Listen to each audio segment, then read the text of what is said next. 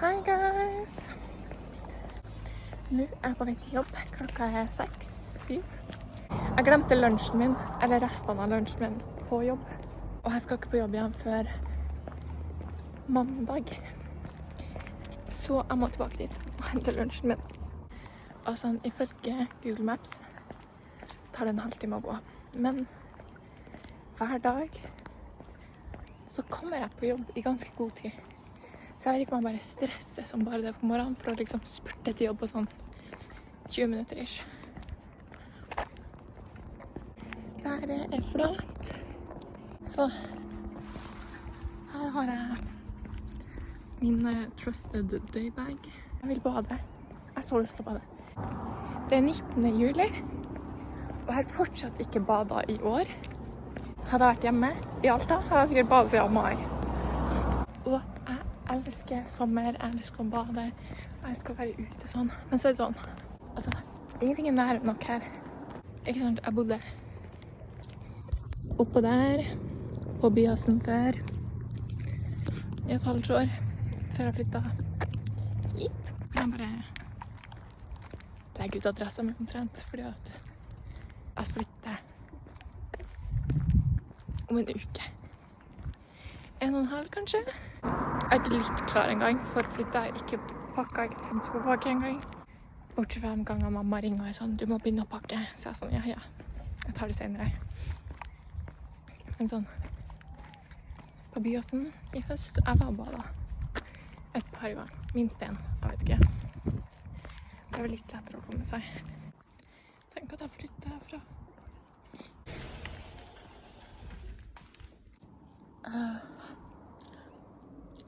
Jeg er på en tursti for å komme til det vannet jeg tenker å bade i. Jeg var der på vinteren flere ganger, og det så det ut som at på sommeren så ble det en skikkelig bra badeplass der. Jeg har enda ikke kommet meg så langt, men det er sikkert bare tatt meg 40 minutter å gå dit. Jeg føler jeg stopper i der, som brink faktisk. Jeg har ikke kommet meg ut i skogen enda i sommeren. Jeg er flere steder jeg har vært på tur før jeg flyttet fra. Jeg vet liksom ikke hva jeg har tida til det. Jeg må ta et solbær. Jeg liker egentlig ikke solbær, jeg synes det smaker dritt.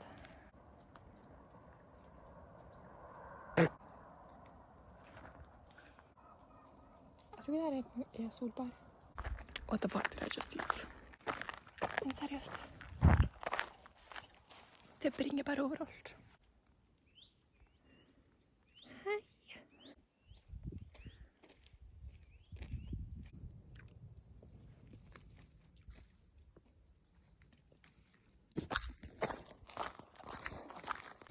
Jeg har gått og hørt på podcast, for jeg må ta den av litt og høre på lyden av natur.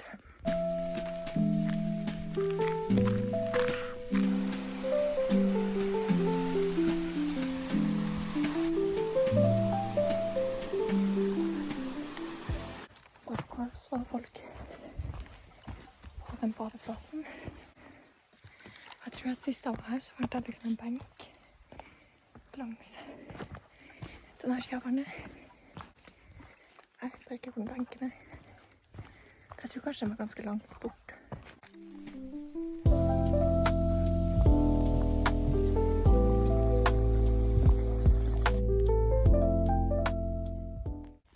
Det var liksom 2 benker her. Og satt på den. Så det var jo ganske fint. Det skulle vært en benk. Jeg skal bare bade her. Altså badeplassen på ordentlig rett over der.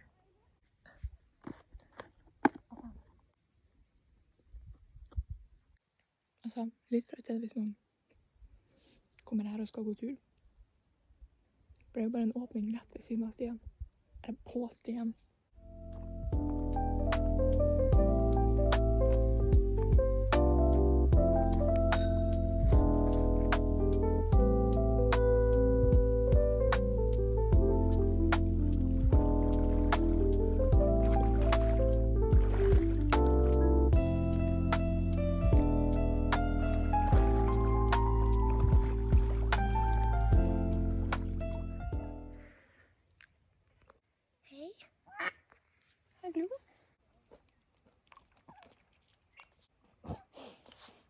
Det er som en liten hund. Hei. Kvakk. Og enda en.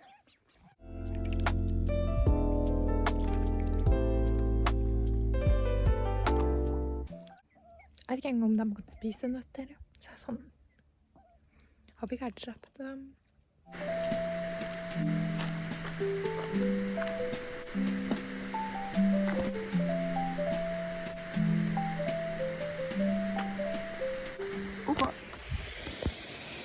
Time to go home. Altså. Her var det jo ordentlig beach. Stupdalen borti der. Der var den. Jeg skal prøve å finne en vei hjem.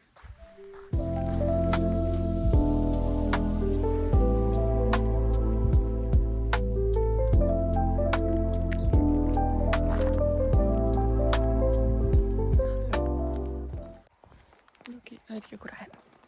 Eller nei. Jeg bare gikk på en vei. Og jeg tror kanskje den leder sånn ikke til hjemmet. De skiltene der gir egentlig ikke mening, for jeg tror jeg vet hvor jeg er. Men selv om universitetet er nærme hvor jeg bor, så tror jeg denne veien leder nærmere, i stedet for å liksom gå rundt hele dritten. Egentlig det stedet, akkurat denne veien her, minner meg litt om min fødeplass. Det er liksom bare så fredelig, og det føles ut som at jeg er skikkelig god. I love it here. Jeg blir litt sånn lei meg for at jeg skal fære herfra, for jeg er sånn, hva skal jeg gjøre uten this place? Når jeg vet at jeg skal fære fra en plass, så begynner jeg liksom med en gang å elske stedet mye mer. Og så er jeg sånn, hvorfor har jeg ikke elsket dette stedet så mye som jeg føler at jeg burde gjort? Jeg har jo alltid visst at Trondheim kom til å være en sånn midlertidig plass. Og at jeg kom til å dra før eller siden. Men jeg føler liksom ikke at jeg har gjort nok i liksom byen her. Jeg vet på en måte ikke hvordan jeg skal uttrykke det jeg tenker. Jeg har satt pris på Trondheim. Og jeg har vært ute i byen. Og jeg har lyst til å være der for evig. Ok, se. For der er universitetet. Så da ble jeg her riktig vei, for jeg bor liksom oppi der. Kanskje jeg bare synes alt er fint, egentlig, så lenge jeg bare setter litt pris på det.